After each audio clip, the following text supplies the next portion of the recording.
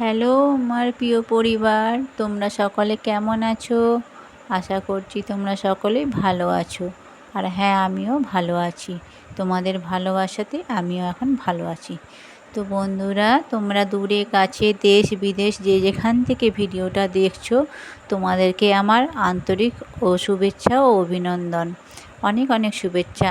আর দেখো, আজ সকাল থেকে একদম ভোরবেলা থেকে আমাদের পাশের বাড়িতে যে বাড়িটা হলো, তো সেখানে যে আম গাছ আর কাঁঠাল গাছ ছিল না, সেগুলো একদম ভোরবেলা থেকে কাটা শুরু হয়েছে। আর গাছ কাটা দেখলে না আমার ছেলের মনটা খুব কষ্ট হয়, মানে ও প্রচণ্ড গাছপ্রেমী, সেই জন্য গাছ কাটা দেখলেই ওর খুব কষ্ট হয়। কি করব বলো, যে যার সে গাছ সে তো কাটবেই, কিছু করার নেই। আমি ওকে বললাম তুই মন খারাপ করিস না, কি করবি বল। আর দেখো, তারপর আমি সোজা চলে এলাম রান্নাঘরে যে চা বানিয়ে নিলাম। সকালবেলাতে যদি একটু চা না খাই না ভালো লাগে না, মনটা তো একদম ফ্রেশ লাগে না। তাই ঘুম থেকে উঠে ফ্রেশ হয়ে আমি আগে একটু চা বানিয়ে নিলাম। আর সাথে ছিল তোমাদের কালকে যে রুটি করেছিলাম, তার থেকে 2টো রুটি ছিল, তো সেই রুটি দুটো আমি সেঁকে নিলাম, কারণ তোমাদের দাদাভাই এই রুটিগুলো খেয়ে নেয়, তো আমি সেই জন্য তাকে সেঁকে দিই। তো বন্ধুরা, তোমরা যে যেখান থেকে দেখছো ভিডিওটা দেখার শুরুতেই একটা লাইক করে দিও। আর ভিডিওটার কোথাও যদি কোনো অংশে ভালো লেগে থাকে তো তোমরা একটা কমেন্ট করে অবশ্যই কিন্তু জানিও।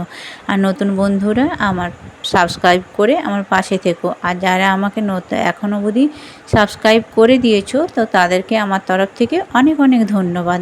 আর আমার সাথে থাকার জন্য অনেক অনেক ভালোবাসা আর ধন্যবাদ জানাই। তো দেখো, আমার চা কিন্তু হয়ে গেছে আর রুটি তো সেঁকা হয়ে গেছে। খাওয়া দাওয়া করে আর এই যে সকালে ডিউটি, এতগুলো জামা কাপড় আজকে যেহেতু একটু ওয়েদারটা ভালো ছিল, তো এতগুলো জামা কাপড় ভিজিয়ে দিছি। আর ওইদিকে দেখো কলেতে জলও চলে এসেছে।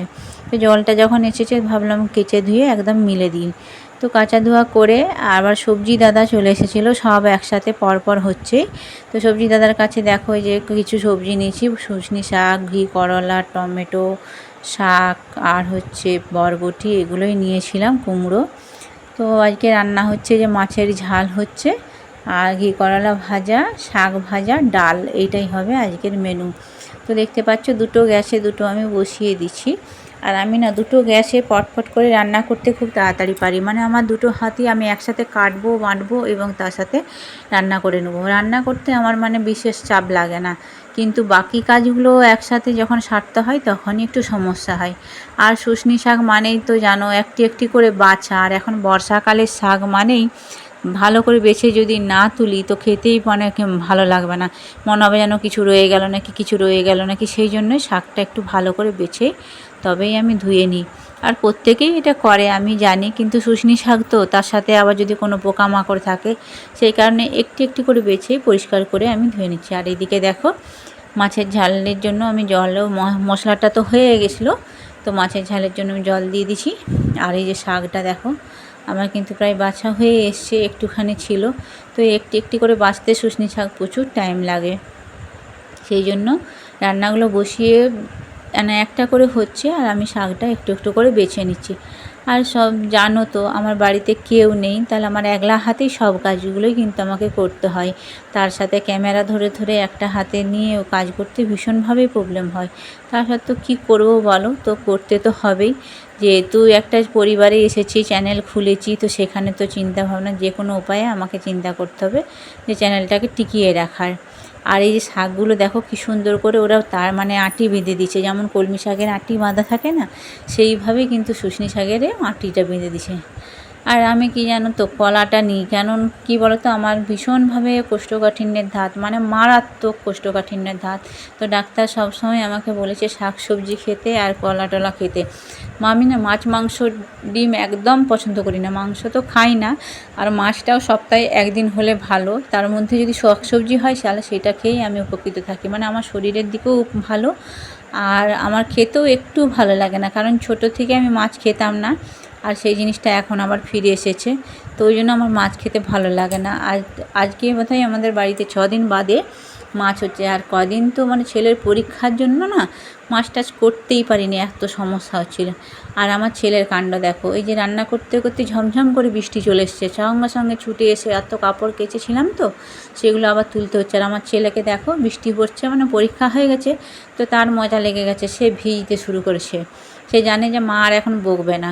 এই যে জামা কাপড়গুলো সব তুলে ভিজে মানে আধ শুকনা হয়ে রয়েছে, এগুলো আবার পরে মিলতে হবে, কারণ এগুলো তো সব কিছুই মানে শুকনা হয়নি, একটুখানি সকালে রোদটা উঠেছিল বলে তা আধ শুকনাটা হয়েছে। যাই হোক, তো আমি এরপরে একদম খাওয়ার কাছে চলে আসছি, কারণ এরপরের আর ভিডিও কিছু তেমন হয়নি। আর খাওয়ার জন্য তো তোমরা জানো যে কি রান্না করেছি, মাছের ঝাল আর কাঁকরোল ভাজা, শাক ভাজা, ডাল। আজকের মানে রান্না কিন্তু এটাই হয়েছে। মানে আমার তো বললাম যে সবজি হলেই খুব ভালো, আর এই যে আমার ছেলেকে দেখছো সবজি বাদে কিন্তু সব কিছু খেতে ভালোবাসে, মাছ মাংস ডিমটা ওদের, আবার আমার দুই ছেলেরই কিন্তু ভীষণভাবে পছন্দ। আর আমার ছেলে কিন্তু সত্যি কথা বলতে কি বলো তো, একটু হেলদি হয়ে যাচ্ছে, এটা একটা ভীষণ সমস্যা, কি করব। তারপরে আবার সন্ধেবেলাতে একদম বলছে খিদে পেয়েছে খিদে পেয়েছে, তো সেখান থেকে আবার খাবার আনা হলো বাইরের থেকে, যে পাউ চপ আর কাটলেট। তো এটা আজকে সন্ধেবেলা টিফিন হিসেবে মানে খাওয়া হচ্ছে। আর আমি যদি এইগুলো একটুখানি খেয়ে নিই, কি জানো তো, রাত্রে আর কিচ্ছু খেতে পারবো না। আমার এটা একটা ভীষণ প্রবলেম, আমি সন্ধেবেলায় যদি কিছু খাই তাহলে আর কিচ্ছু রাত্রেবেলায় খেতে পারবো না। তো বন্ধুরা, তোমরা যে যেখান থেকে আমার ভিডিওটা দেখছো, তোমাদের আবারও বলি অনেক ধন্যবাদ, অনেক অনেক ভালোবাসা। আমার সন্ধেবেলায় চা কাটলেট হয়ে গেছে, চাটা আমি বানিয়ে ফেলছি। আর তোমরা আমাকে যে সুন্দর সুন্দর কমেন্ট করছো, মানে আমার সত্যি মানে তোমাদের কমেন্ট দেখে না অনেক মানে মনটা একদম ভরে যায়। তোমাদেরকে যে কি বলে আমি ধন্যবাদ দেবো জানি না। তো কিছু বোনরা আমাকে কমেন্ট করে জানাচ্ছে যে তারা নাকি আমার ভিডিও দেখতে দেরি করছে। তো তাতে কি হয়েছে, ভিডিওটা যখন হোক দেখা নিয়ে কথা। আমি কি সবার সবসময় প্রথমে ভিডিওটা দেখতে পারি বন্ধুরা? তা তো নয়, সেটা নয়। তোমরা যে আমাকে ভালোবেসে আমার পাশে আছো, আমার সাথে আছো, এটাই আমার কাছে অনেক বড় পাওয়া। এর থেকে আর বেশি বেশি কিছু পাই না, চাই না। এইভাবেই তোমরা আমার ভালোবাসা দিয়ে আমার পাশে থেকো। আজকের ভিডিও আর বড় করছি না বন্ধুরা, তোমরা ভালো থেকো, সুস্থ থেকো। টাটা।